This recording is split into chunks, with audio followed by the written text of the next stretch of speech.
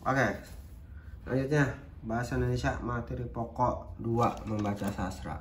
Level pengetahuan dan pemahaman. Yang pertama adalah menentukan informasi tersurat pada karya sastra. Ini di sini ya. Selain pada teks non sastra, informasi tersurat juga terdapat pada teks sastra. Salah satu teks sastra adalah pantun. Nah ya, pantun terdiri atas 4 larik. Larik pertama dan kedua disebut sampiran, sedangkan larik ketiga dan keempat disebut isi. Informasi tersurat ya, dalam kurung isi yang terkandung dalam pantun dapat dilihat pada larik ketiga dan keempat. Oke, kita langsung ke contoh ya. Oke, di sini nih ya, bacalah pantun berikut. Ke kota Pekanbaru membeli ulos, beli ulos penuh bergambar. Anak sekolah jangan membolos, jika membolos tak jadi pintar. Nah, isi yang terkandung dalam pantun di atas adalah, kita fokus sama yang mana Pak? Sama ini ya, larik ketiga dan keempat namanya larik ya. Nah ya, ini membolos tak jadi pintar ya.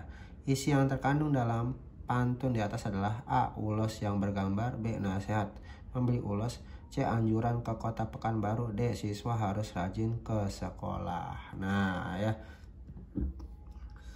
pantun adalah puisi yang terdiri atas 4 baris dan memiliki sampiran dan isi. Pesan dalam pantun dapat diketahui dengan melihat larik ketiga dan keempat. Berdasarkan isinya, pesan pantun itu adalah siswa harus rajin ke sekolah. Nah, oke.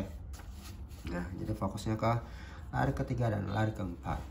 Oke, selanjutnya ya, menentukan unsur intrinsik karya sastra. Tokoh, latar, watak tokoh ya. Intrinsik itu tokoh, latar, watak tokoh. Yang fokusnya di sini ya. Unsur intrinsik adalah unsur yang membangun karya sastra. Tokoh, latar, dan watak tokoh termasuk ke dalam unsur intrinsik karya sastra. Tokoh adalah orang yang melakukan perbuatan yang mengalami peristiwa dalam suatu karya rekaan. Tokoh terdiri atas tokoh utama dan tokoh pembantu. Tokoh utama adalah tokoh yang sering muncul, banyak diceritakan atau sering disebut ya. Ya, sementara itu tokoh pembantu adalah tokoh yang kehadirannya hanya sekedar menunjang tokoh utama ya. Nah, selanjutnya adalah latar, merupakan keterangan mengenai waktu ya. Latar itu ada waktu, tempat, suasana terjadinya lakuan dalam karya sastra. Latar terdiri atas latar tempat, latar waktu, dan latar suasana. Nah, yang selanjutnya adalah watak. Tokoh adalah karakter dan sifat yang dimiliki oleh tokoh dalam karya sastra. Ada tokoh, ada penokohan ya. Nah, ini kalau watak tokoh tuh lebih ke penokohannya. Oke, kita masuk ke contoh dan pembahasan. Cermati paragraf berikut. Doni anak yang paling boros di kelas 6. Setiap jam istirahat tiba, ia selalu buru-buru pergi ke kantin untuk menghabiskan uang sakunya. Melihat sikap Dodi, Nina, dan Dewi merasa prihatin. Dodi memberi nasihat kepada Doni agar ia lebih hemat. Meskipun sudah dinasihati, Doni tetap boros dan menghabiskan uang sakunya. Oke.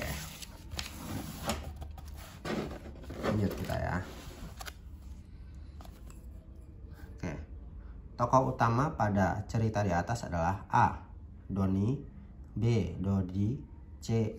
Nina, D. Dewi. Ya, ingat tadi siapa yang boros? Doni ya, karena sering disebutkan ya. Mohon maaf ya, namanya Doni. Mohon maaf, ini hanya bacaan buku ya. Ya, nih 1, 2, lagi tuh 3 ya. Sementara teman-temannya itu ya, Doni juga diganti dengan Iya. Iya itu termasuk disebut di sini Doni, menunjukkan ke Doni. Berarti Doni adalah tokoh utama karena paling sering disebutkan. Oke. Selanjutnya, cermati cerita berikut. Dahulu kala hidup seorang raja yang kejam. Ia suka bermewah-mewahan dan menindas rakyat miskin. Raja ini memiliki putra yang baik hati bernama Pangeran Aji Lesmono. Pangeran selalu menolong rakyat yang kesusahan dengan cara memberi bantuan makan.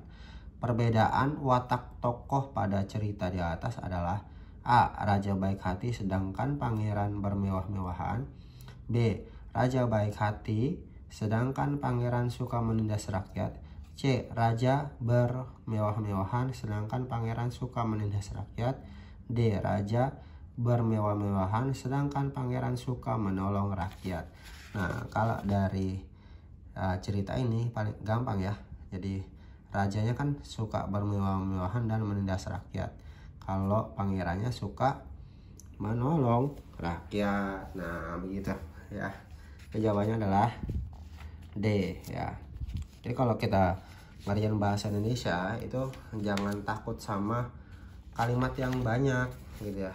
Baca aja dulu, baca ya.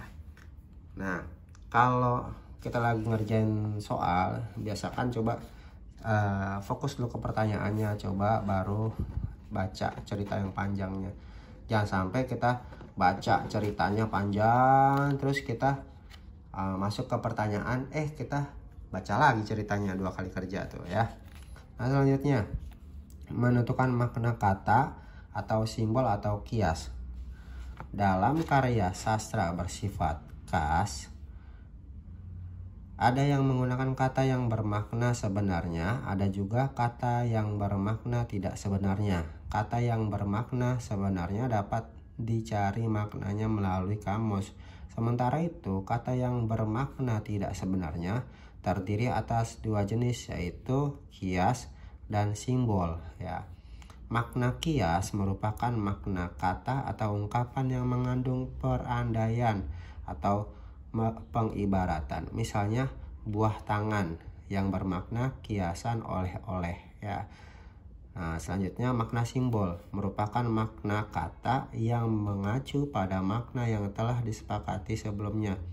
Misalnya penggunaan kata bendera kuning yang mengacu pada makna simbol kematian. Ya, lebih ke arah simbol ya.